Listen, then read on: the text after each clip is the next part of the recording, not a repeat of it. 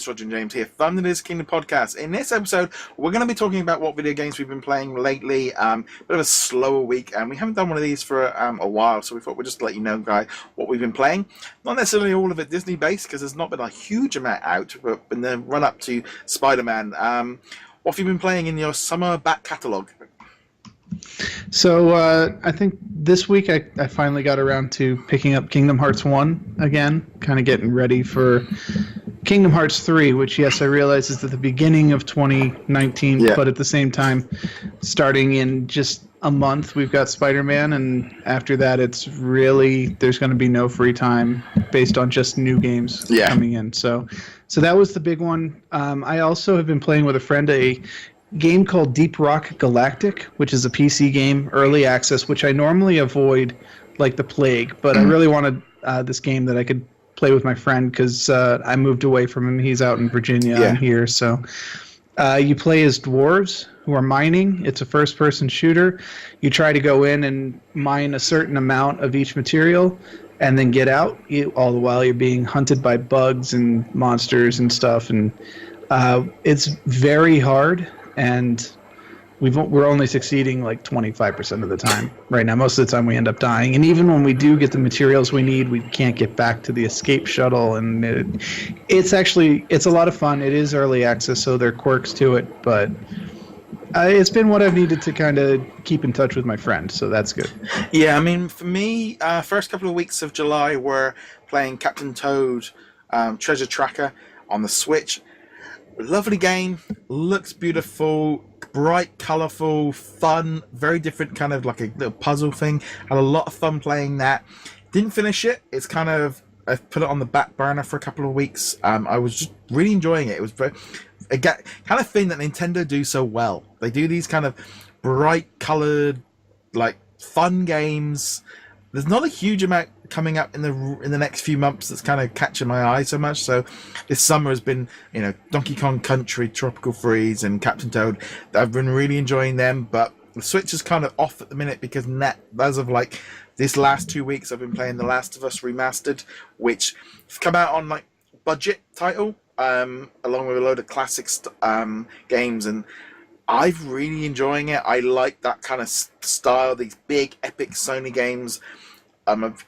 After E3, where The Last of Us 2 was announced, all the big podcasts I was listening to were talking about how they are excited for it because they loved the first game and they really enjoyed it. So I thought, for the sake of £12, it was worth kind of delving back into a title that I, for some reason, totally missed. I don't know why. I just missed it when it came out and wasn't aware of it.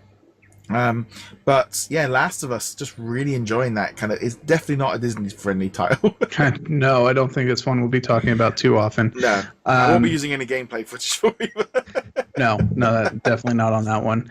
But let's see what else. I mean, obviously, starting in a month, almost exactly a month from now, is when the big stuff starts to come out for this year, starting with Spider-Man, and then just not letting go. Yeah. So.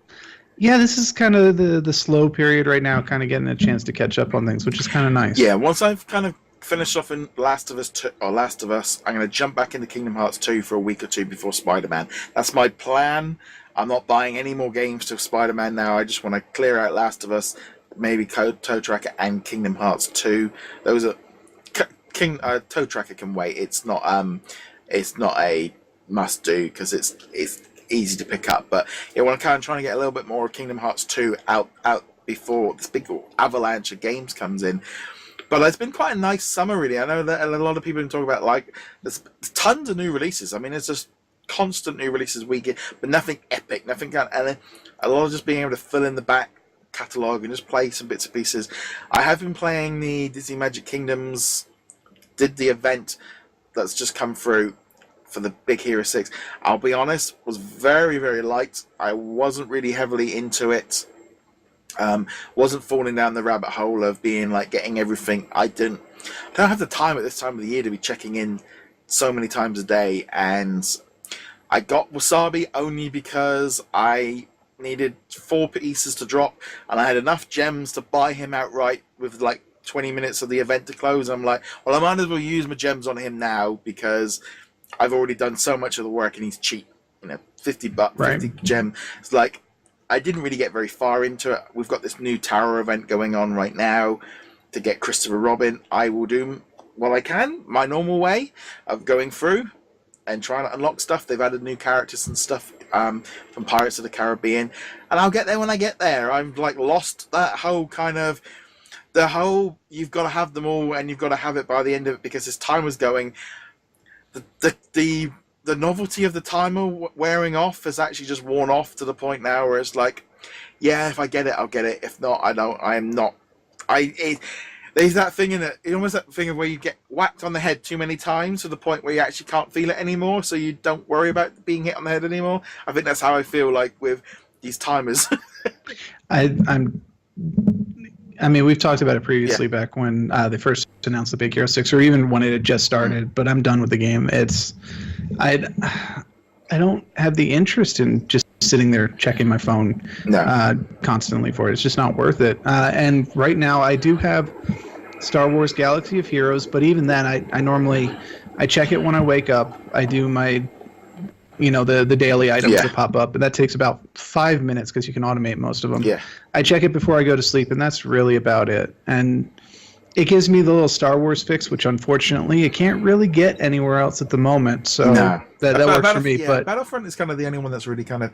I still like dropping into that one. I am planning on kind of relaunching some like Let's Plays and stuff into like September and stuff, and kind of redoing and going back into some of these bits and pieces. Worked out a space because I've moved house. I kind of had to throw everything out the window, my usual schedule. So now I've got a new schedule and I'm working. I kind of worked out where I can do some bits and pieces. So we're going to start. I will be doing a lot more game content like that coming up. A lot more of the mobile stuff because of where I am. But yes, it's kind of thing of like looking at like what games to jump into to play on the mobile side of things. I'm thinking I might either jump into Simpsons or Family Guy. I'm thinking Simpsons might be the one to go. Kind of to start something fresh, maybe even. I can't quite decide between Future Fight and Strike Force as well. Of which one to go. From what I've heard right now, Strike Force is going through quite a bit of controversy at the moment. It's very similar to Galaxy of Heroes, of course, but from what I understand, and this has only been in the last month, so they really screwed up the Ant-Man event. Yeah. They kind of released it and then they made it almost impossible, even if you spent money to get the characters. They arbitrarily nerfing characters, so you might spend a lot of resources powering up somebody only to find out, the character is no longer useful.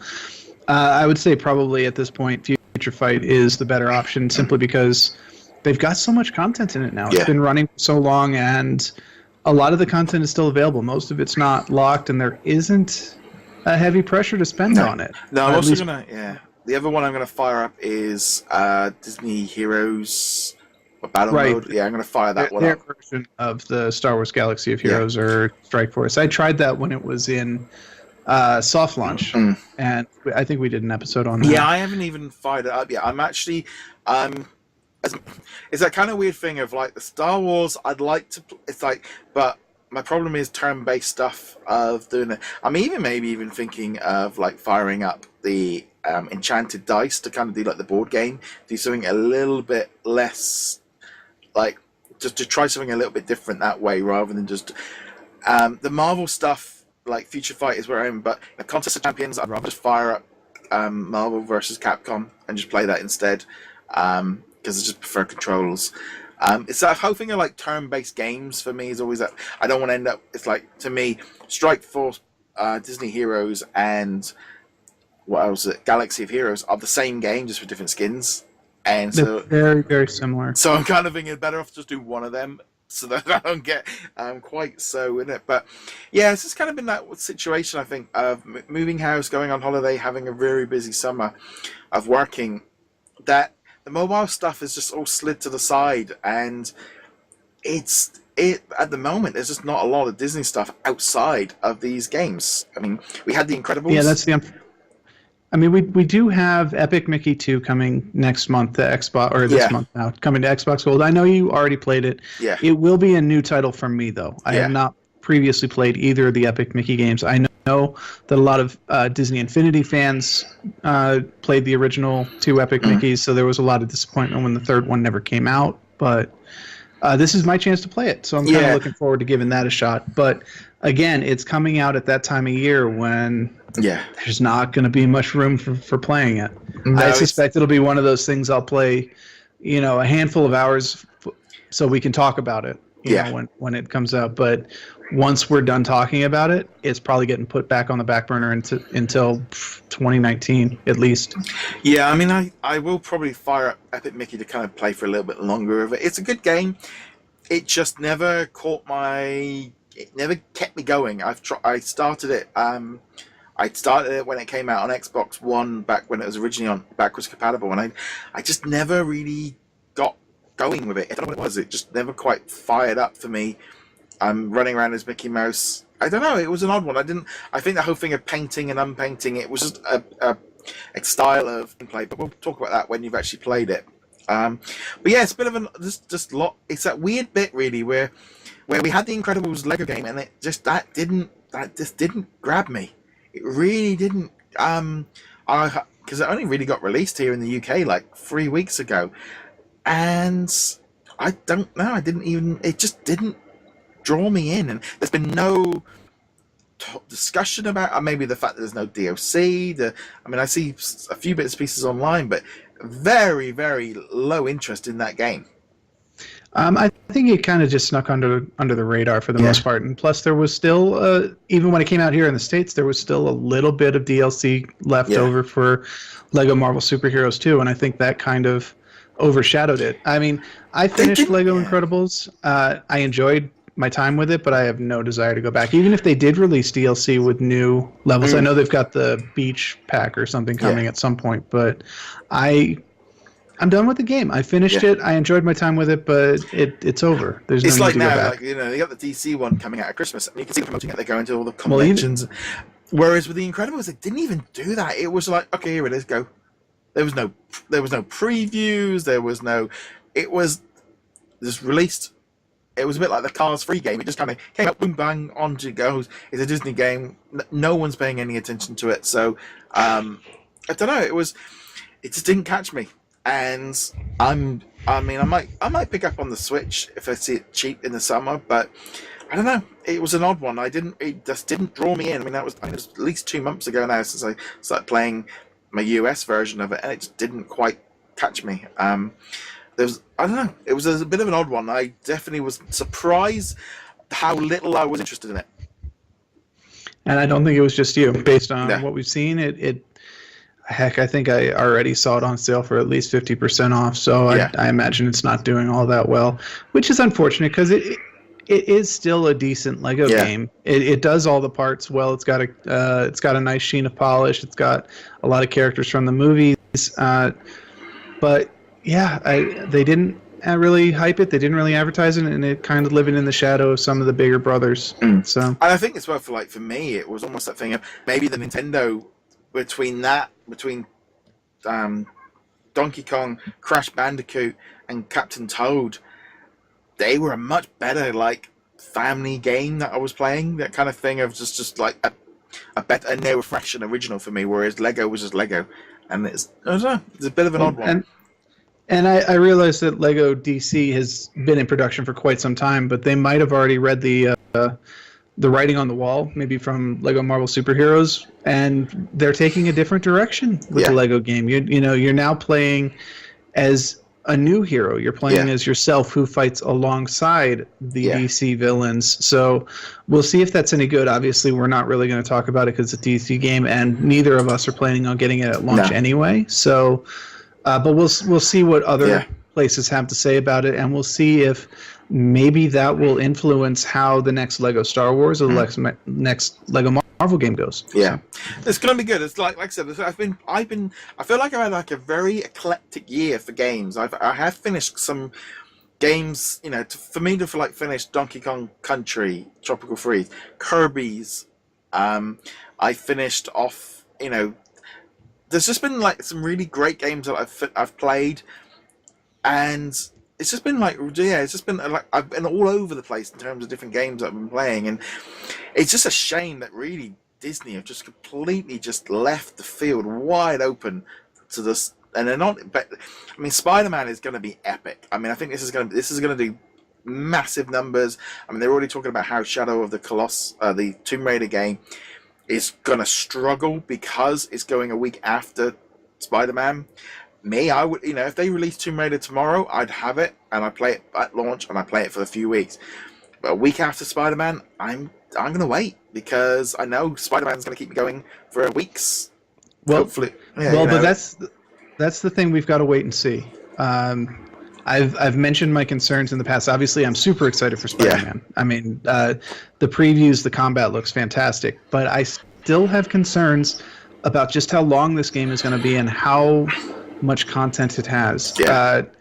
We will see, though. And very, very soon we will see, and we will talk about it when it comes out. Both of us are getting it the week it comes out. Yeah. I doubt very much that either of us will get review copies, but if we do, we'll talk about it in that context. But I'm assuming not. Sony is very stingy, and they tend to only send to the big channels, which sadly we're not. So and I'll be honest, it's one of those games as well of just like, I'd be buying this even if I didn't do this. That's how I know that this is a mainstream title. This is a game that would be a must-buy.